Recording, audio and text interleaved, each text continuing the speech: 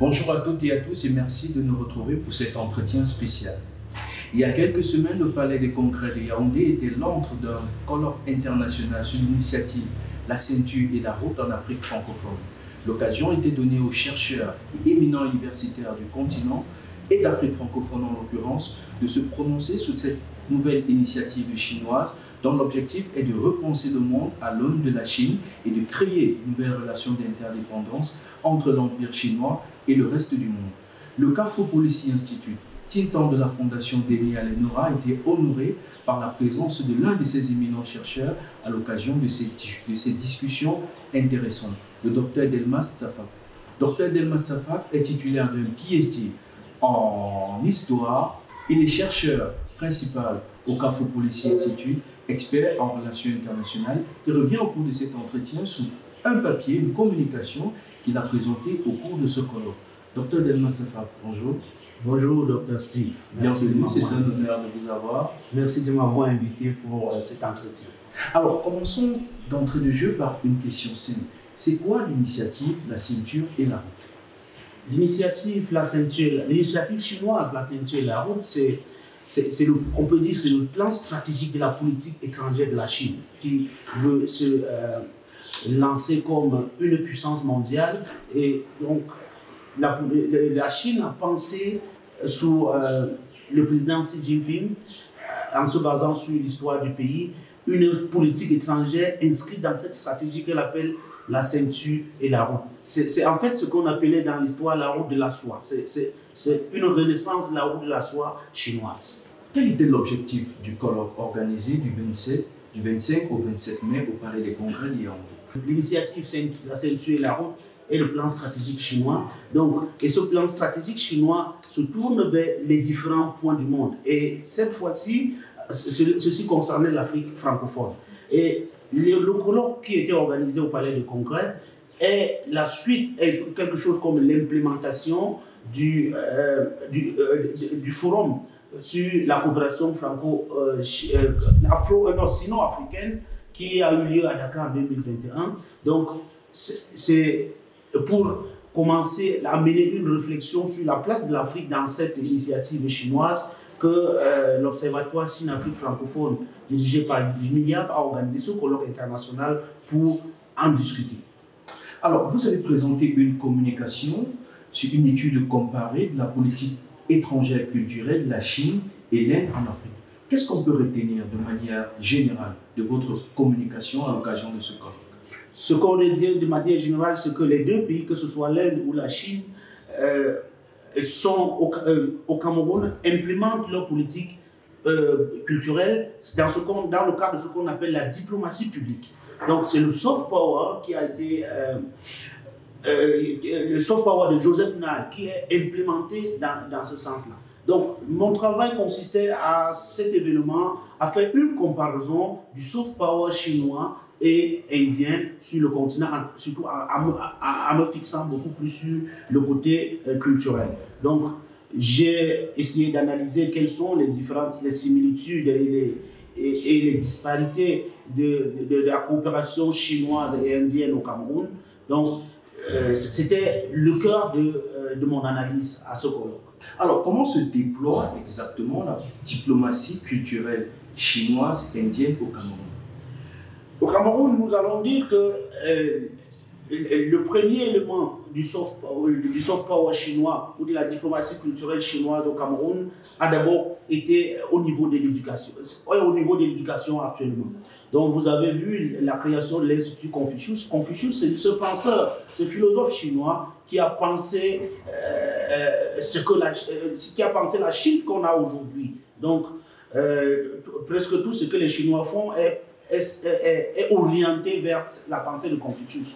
Et pour pouvoir faire connaître la culture chinoise à l'extérieur, la Chine a commencé à créer des instituts Confucius dans différents coins du monde. Et le Cameroun abrite l'un des grands centres Confucius qui était d'abord à l'Institut de relations internationales du Cameroun et qui a été délocalisé à l'Université de Soie. Donc, Côté éducation, la Chine est très impliquée à ce niveau et il y a plusieurs bourses que la Chine donne aux étudiants camerounais pour aller apprendre la culture chinoise, pour aller apprendre la culture chinoise. Et ce qui est sûr, lorsque vous savez, dans les relations internationales, lorsque vous allez apprendre chez les Chinois, vous allez sûrement revenir implémenter ça chez vous. La preuve, celui qui a organisé le colloque, Dr Jimmy Yap, a fait un postdoc en Chine sur ces différentes questions. Vous comprenez pourquoi ce colloque était organisé à Yaoundé. Ça c'est l'un des résultats de la politique culturelle chinoise au Cameroun. Donc, elle impacte sur le peuple camerounais. Donc, en dehors de ce côté éducationnel, il y a, vous savez, à l'époque, tout jeune enfant ne pouvait pas passer un jour sans parler des films chinois, parler de Jackie Chan, des autres gens. Et ça montrait comment les Chinois sont très forts.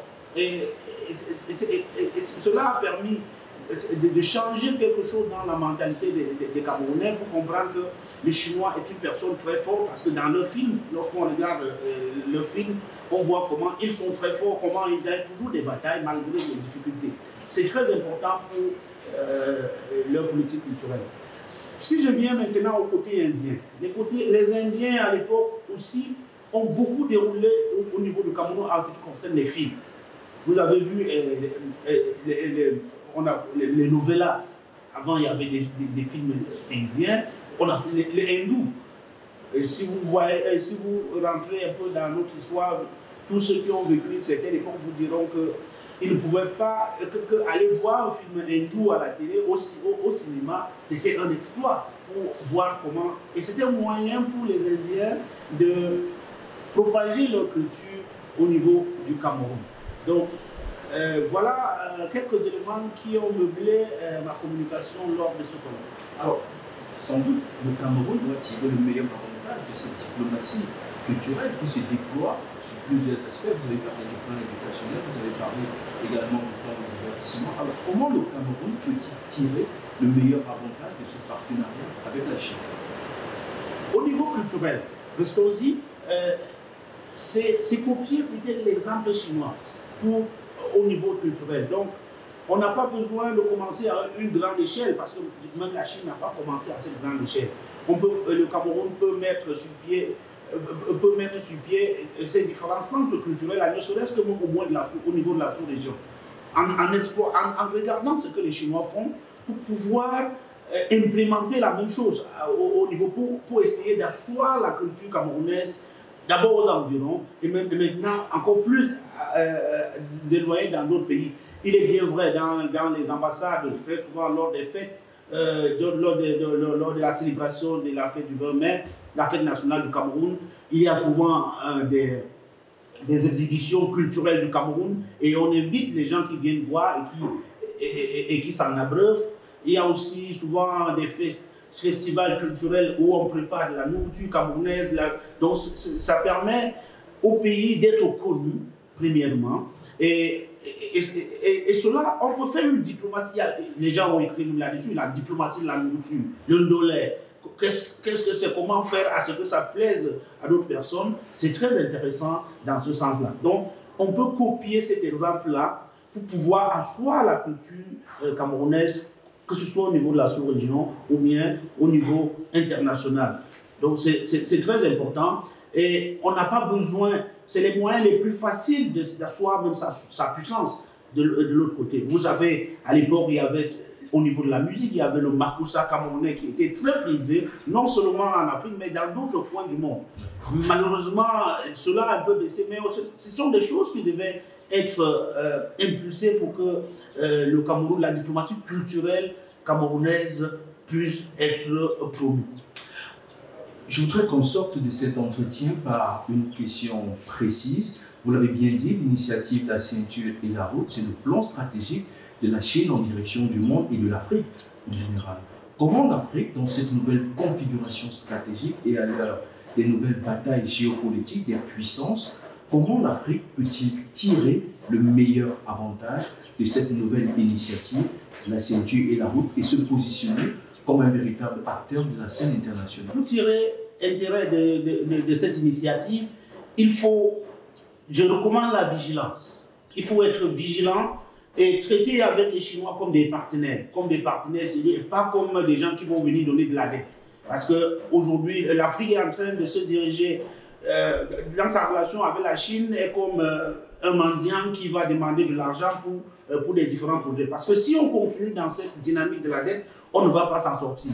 Donc, le continent africain a intérêt à tirer profit de cette initiative en proposant sur le marché, en proposant quelque chose sur le marché international avec la Chine. Pas seulement en tant que consommateur de crédit ou bien... Et il faut aussi que les dirigeants africains travaillent dans le sens de penser aux intérêts du continent et surtout aux intérêts de leur peuple lorsqu'ils s'intègrent dans cette initiative. Donc, il ne faut pas entrer dans l'initiative comme un demandeur d'aide de plus de financement chinois, mais aussi comme un demandeur, comme un partenariat, comme les Chinois aiment le dire, gagnant-gagnant. Donc c'est très important à ce niveau. Et autre chose, il y a, notre conversation d'aujourd'hui ne parle pas du côté économique ou politique et autres, mais c'est très important que ceux qui signent des conventions avec les Chinois soient aussi vigilants. Et il y a souvent l'affaire de transfert de technologie. Moi, je n'accepte jamais qu'on parle de transfert, parce que la technologie ne se transfère jamais. Il faut que l'Afrique, dans cette initiative, essaie de voler la technologie chinoise. Ça, c'est le mot qu'il faut utiliser. L'expression voler semble mieux appropriée. Semble mieux approprié pour cette affaire, parce qu'aucune technologie n'est transférée. Si on prend le cas, évidemment, de la Chine, à une époque, la Chine était comme l'Afrique. Et la Chine a envoyé son peuple, ses ressortissants en Occident pour travailler, pour apprendre. Et lorsqu'ils ont appris, ils ont volé beaucoup de choses. Je dis entre guillemets, c'est-à-dire ils ont appris, ils sont rentrés avec de la matière grise, ils ont commencé à implémenter ça sur le continent. C'est ce que l'Afrique doit faire pour pouvoir gagner de cette initiative. Merci infiniment, Dr Delmas. Merci de cet entretien. C'était un plaisir d'être avec vous cet après-midi. Madame, Monsieur, merci à vous qui nous avez suivis. À très bientôt pour un prochain entretien.